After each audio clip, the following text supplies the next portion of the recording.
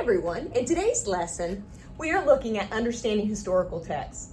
Let's look at our title and learning target. Read with me as I read out loud. Understanding historical text. Learning target. Explaining information in historical text, including what happened and why, can help you understand the connections among various events and ideas in the text. Read with me. Writers of a historical text often organize information to answer the questions, what happened and why did it happen? This is sometimes called cause and effect. Cause and effect is a relationship in which one thing brings about or causes something else to occur. Historical texts don't just describe several events or ideas. The text also explain why they happened and why they matter. Let's take a look at our article. While you're reading, be thinking about what happened and why. Read in your mind as I read out loud.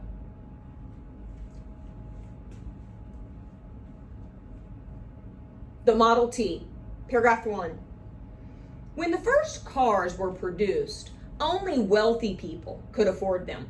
Henry Ford wanted to build a car that the average working person could afford. In 1908, the Ford Motor Company introduced a new low-cost car that was called the Model T and sold for $825. Although the car was reasonably priced, Ford kept thinking of ways to make it even cheaper. He knew that the lower the price, the more customers he would gain and the more money he would make. Ford's early cars were all handcrafted. This meant that each automobile was slightly different from the next. It also meant that each took a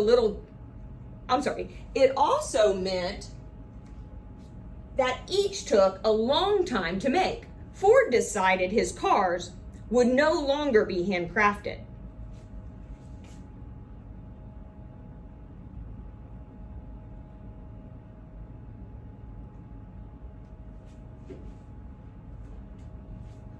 We're going to continue right there in paragraph 2. I had to move it up. They would be put together in exactly the same way, saving time and money. In 1913, Ford began producing cars with the help of a moving assembly line. Paragraph 3. The moving assembly line achieved Ford's goals of turning out a car faster and for increasingly lower prices. In time, Ford's factory was turning out one automobile every 90 minutes. By 1915, the Ford Motor Company was earning record profits, and by 1918, half of all cars in the United States were Model Ts. Almost overnight, the United States became a nation on wheels. Take a look at our illustration.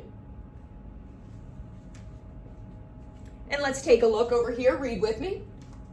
Underline words and phrases that help you figure out why more people began owning cars.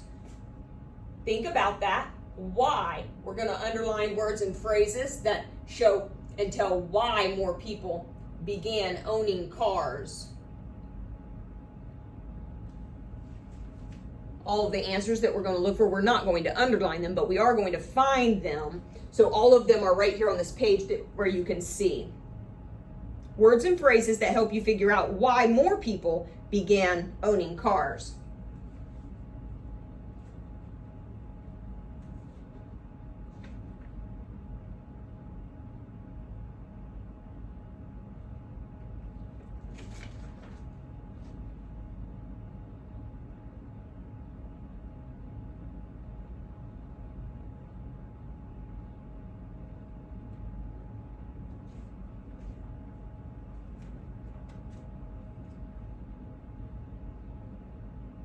Find them all.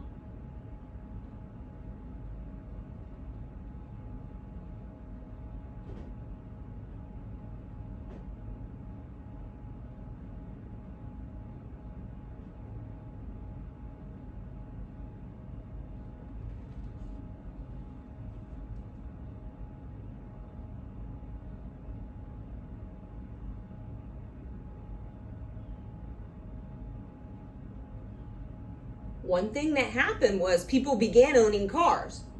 Now, we have to look in the article to figure out why. See if you can find any words or phrases to help figure out why more people began owning cars.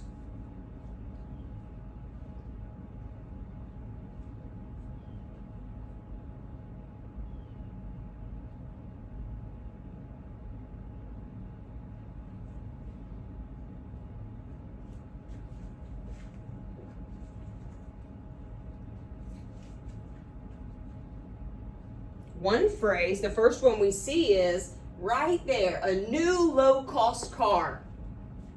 And the other one's right after it. It says it sold for $825. Then it said it was reasonably priced. Down in paragraph 3, in the top part of paragraph 3, we see that they were turning out cars faster and for increasingly lower prices. So those would help anyone to make the decision to go ahead and buy a car. Those are good reasons why. Great job. All right, so let's think about this. How did the production of Henry Ford's Model T lead to more people owning cars? So we need to think about, what did the Ford Motor Company do in 1908, and then we're going to think about what did they do in 1913 and why did these events occur. The first event that we notice in here that happened is in 1908. The first thing I have to do is go find that date in the third sentence. I read that in 1908, the Ford Motor Company introduced a new low-cost car called the Model T. I need to go back to the next sentence to figure out why the Ford Motor Company introduced the low-cost car. I know that the cause is often described before its effect. So I'll look at the first two sentences for the cause. The second sentence answers the question why. It says, Henry Ford wanted to build a car that the average working person could afford. When I put the two details together, I understand their relationship. The Ford Motor Company introduced the low-cost Model T because Henry Ford wanted to build a car that the average working person can afford. Great job on that. If you found those answers, awesome job. Great. Now, take a moment to find out what happened in 1913 and why it happened. Think about it. What happened in 1913 and why it happened?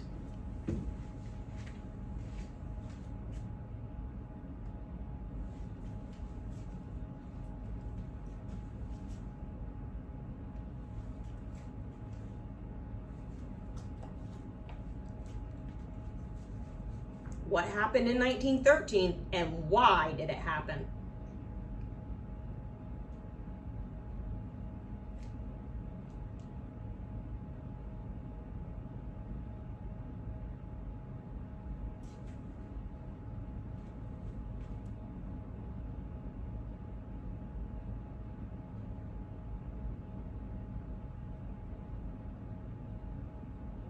The first thing you need to do is go find that date, just like we did together when we were looking at 1908. Now we're looking at what happened in 1913 and why did it happen. So of course you go look for that date right away. It's going to lead you straight to the answer.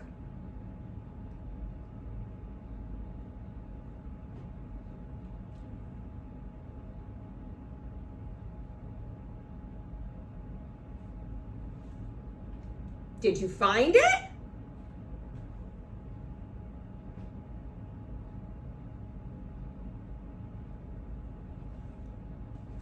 All you had to do was find the date, 1913, and that leads you straight to the answer. Right there it says, in 1913, Ford began producing cars with the help of a moving assembly line. If you went back and reread that paragraph to figure out why, then you're on the right track. So let's go back and take a look at paragraph 2. Let's look. Paragraph 2 says, Ford's early cars were all handcrafted.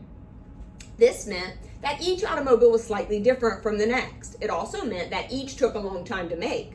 Ford decided his cars would no longer be handcrafted. They would be put together in exactly the same way, saving time and money. In 1913, Ford began producing cars with the help of a moving assembly line. Did you find that?